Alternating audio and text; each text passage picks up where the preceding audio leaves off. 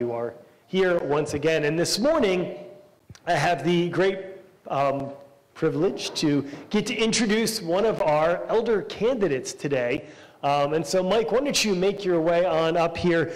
This morning, last week, if you were here, we put two men up here, Ken Wiest and Mike Bertsch up here, and said, hey, we're bringing on some new elders. After 2 tours of duty in 6 years, Kevin Voss is due for a break. Andrew Panaggio, many of you know and love, is down in Wheaton studying for a PhD. So God has brought some new men to step into the role here to lovingly to be one of the servant leaders here at our church, somebody who would lovingly help shepherd, guide.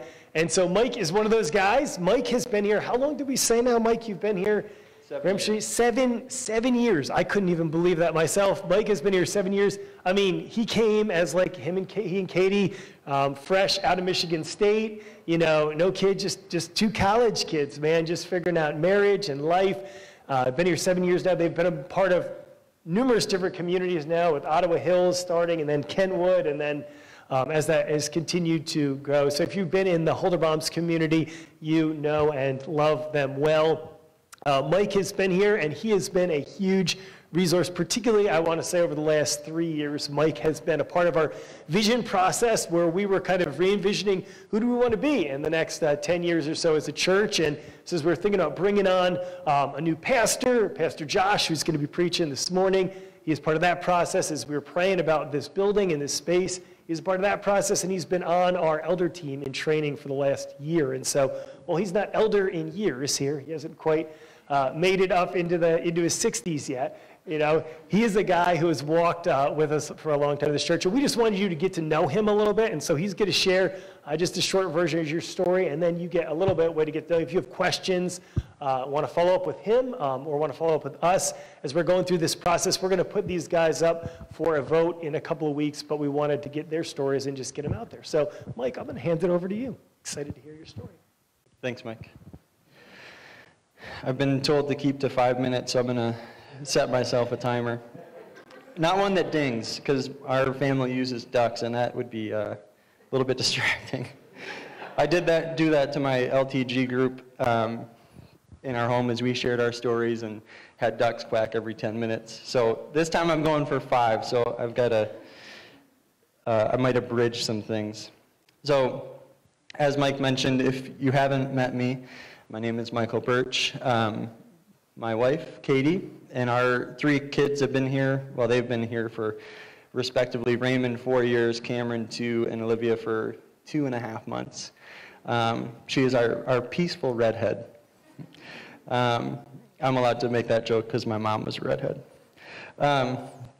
So back to the beginning of my story, I grew up in a Christian home, and we went to church regularly and were very involved. My dad was an elder at various times. My mom ran our pioneer group, similar to like an Awana type deal. And then my brother Tom and I went to retreats and mission trips and were involved growing up.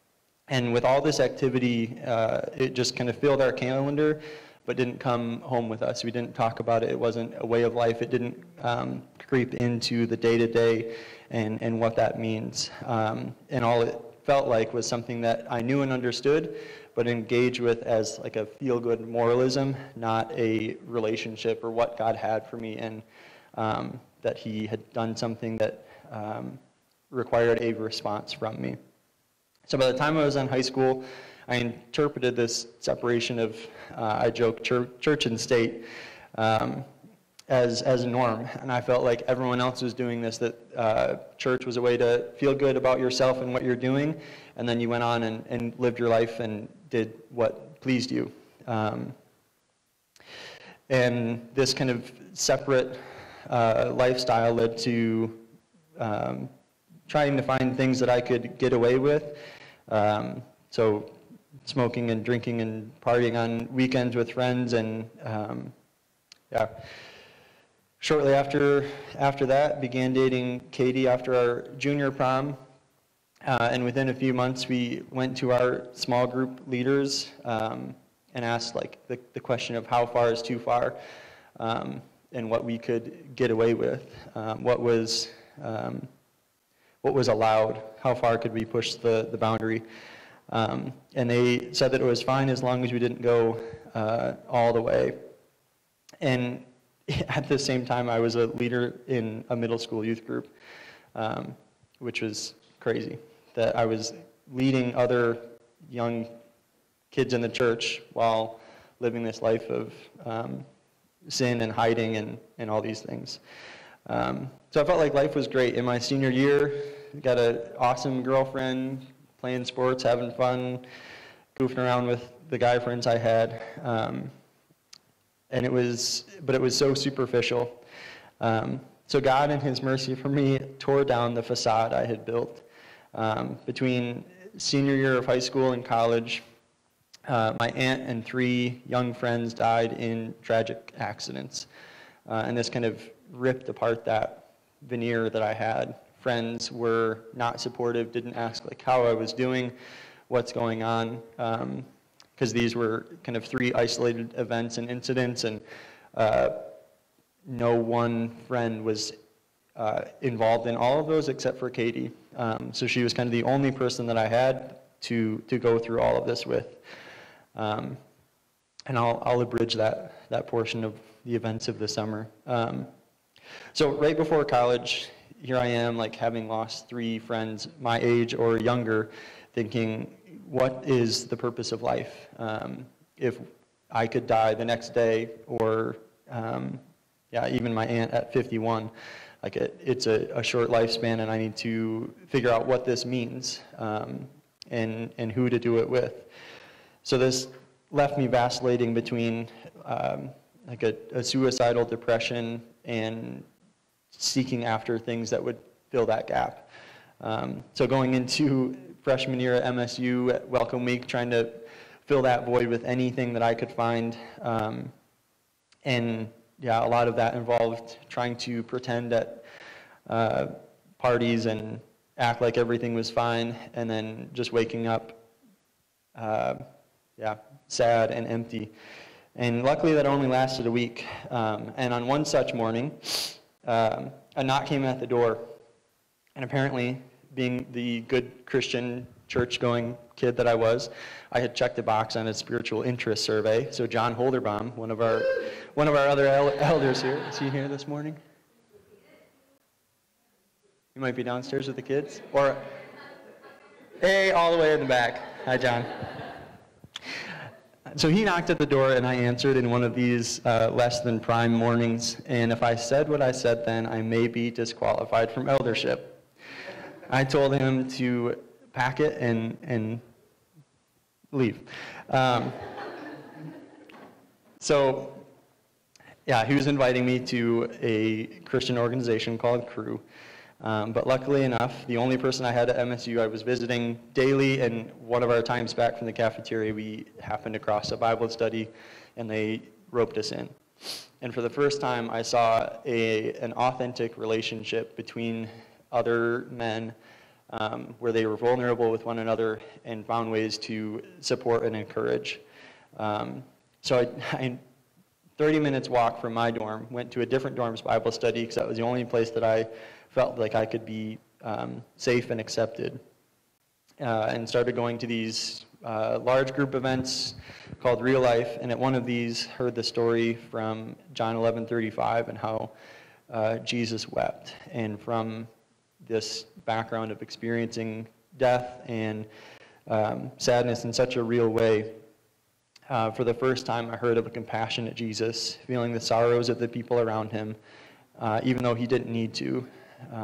You hear the story of Mark 5:35, and he's going to a leader's house where the daughter had died, and he said, like, don't worry, she's only fallen asleep. And he could have done that with Lazarus or any other thing. He's the creator of life. He could have kept anything from happening. So he chose this path, and you can see his discipling heart towards Mary and Martha, and that this inevitably led him to the cross. This is like one of the big turning points in the story of Jesus that kind of increases persecution to the point of death. And hearing that death was for me, and it was for a relationship, and I was won over. I wanted all of that and knew that it would take everything for me. So yeah, that was kind of the moment that I saw and desired a relationship with Jesus. And kind of following that, yeah, after faith comes works of righteousness, and this relationship with Katie and having a physical relationship and realizing that that was not what we should be doing, and just kind of this amazing God won purity that, like, it wasn't something that we had to think about, it was just something that was given to us. So yeah, ended up leading Bible studies in Crew and growing from there, and now as a father and leader of our family, trying to find ways to disciple our little kids and lead in family worship, and and it's been a pleasure to serve at Redemption City, typically in the back. I don't love being up front, but yeah, that is kind of the background in my story, and how how Jesus won my heart.